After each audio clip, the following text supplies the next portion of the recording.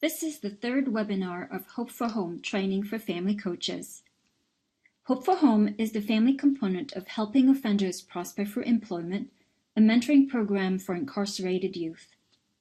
This video will describe the nuts and bolts of Hope for Home, how family coaches go about scheduling meetings with the youth's caregivers, how they orient the youth's caregivers to the program, and how they help the youth's caregivers build knowledge and skills to support the youth's reentry most effectively. After completing this third webinar, you will be able to describe the core values or principles that guide the decisions and actions of the family coaches, whether it is scheduling meetings or sharing program information or facilitating the youth caregivers' participation in program activities. You will also be able to specify the steps involved in contacting the adult caregiver and scheduling the psychoeducational sessions. Remember Nick and his mother?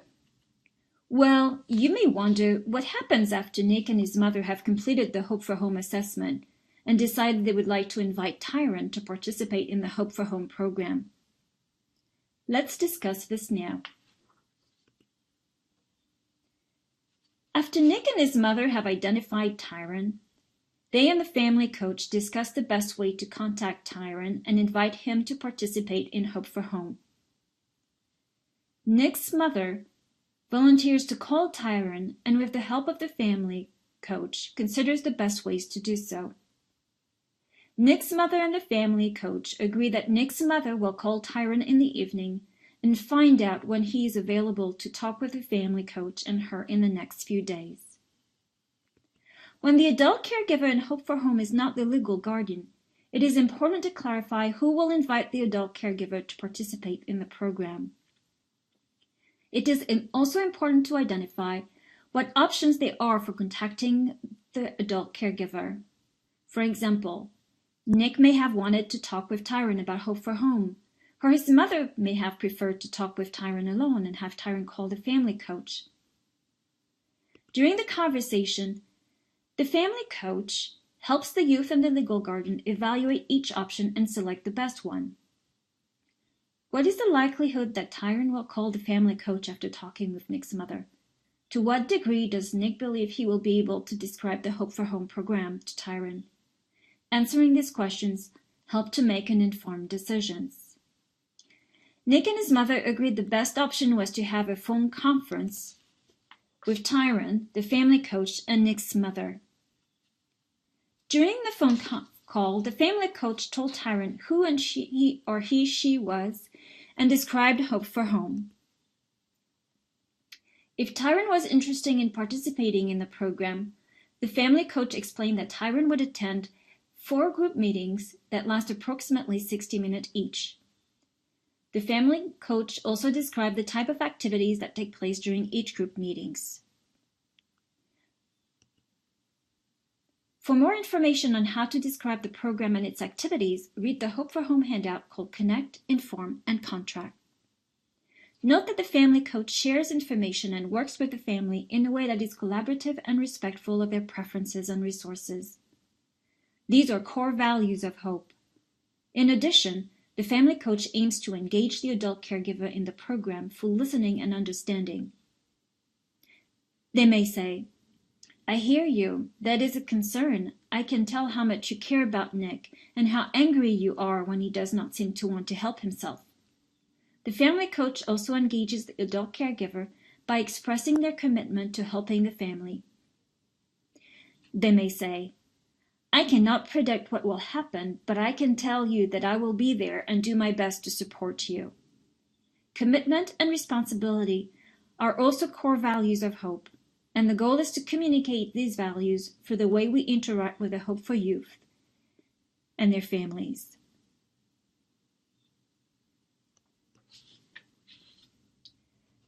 The family coach and Nick's mother have talked with Tyron about his participation in Hope for Home. Tyron had the opportunity to ask questions and to think about the information he received from the family coach. 2 days later, as agreed, the family coach called Tyron to follow up on his decision to participate or not. Tyron indicated he wanted to give it a try. The family coach expressed excitement, support, and commitment.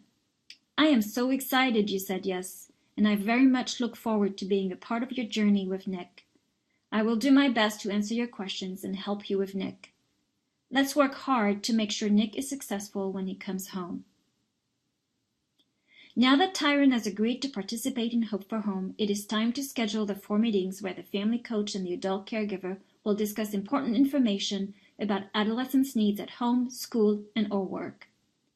Ideally, adult caregivers meet with their family coach in groups of 2 to 3 caregivers.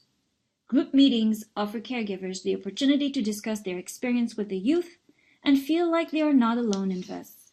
Others are struggling too, and their difficulties are understandable. In scheduling the 4 meetings, it is important to consider barriers to participation. How will Tyron get to the facility when their meetings will take place? Does he have transportation? If not, does he know anyone who can drive him? Can he afford to pay gas to drive to the facility? What are Tyron's work hours? Can he come to the facility during the day or in the evening? Are weekends easier than weekdays? Can a psychoeducation session occur prior to or after his visits to the youth in the detention facility? What are Tyron's family responsibilities? Does he provide care for someone else at home? Is there a need to schedule a family psychoeducation session around his family responsibilities? It is important that the family coach be flexible with scheduling to remove barriers to participation. Flexibility in scheduling shows that the family coach is responsive and respectful of the adult caregiver's unique circumstances. Responsiveness is a core value of Hope.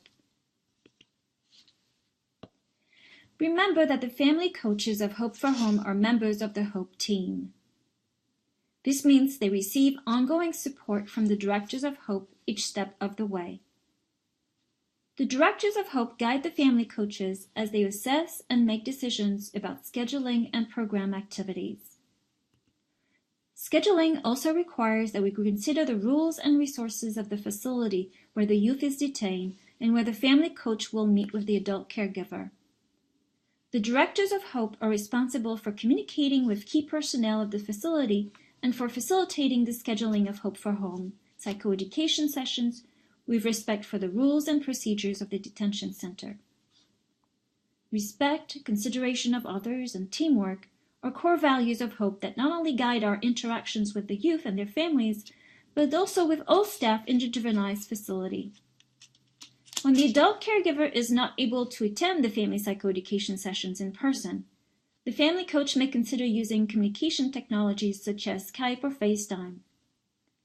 Video calls are the preferred method for discussing the psychoeducation material with adult caregivers when they are not able to meet in person, because they make it possible to read and respond to nonverbal cues. When using video call, it is important to have an alternate plan in case of problems with the technology. The family coach should also emphasize the importance of having at least one in-person psychoeducation session with the adult caregiver to practice the skills through role play.